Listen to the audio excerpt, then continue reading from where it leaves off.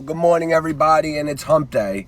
And I hope everybody's having a good morning so far. Today's topic is also by request about, setting expectations upon people or your employer or whatever it may be, yourself, that can lead into resentments. You know what I mean? And that's big because, a lot of people do that. I've been guilty of that myself.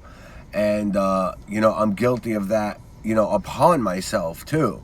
It's weird, man, because, you'll set expectations upon somebody and, if that person lets you down, that will lead into a resentment against that person. You know what I mean? And it's crazy how that works.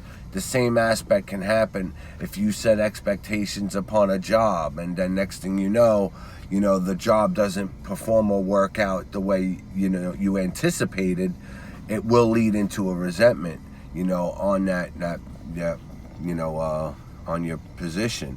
Now that also reflects on yourself too, and it's hard when you set an expectation on yourself and you don't meet those expectations, because us as addicts and alcoholics, we're so quick to think about all the bad and what we're doing wrong, and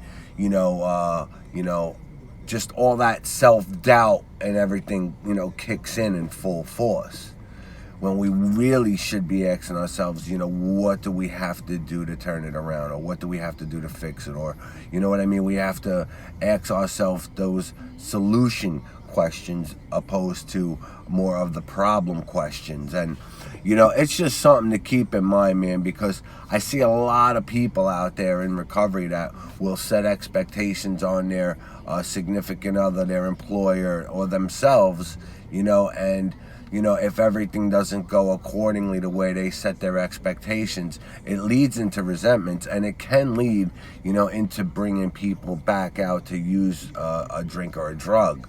So, it's a fine line that you have to walk, but, more importantly, the best advice I can give is,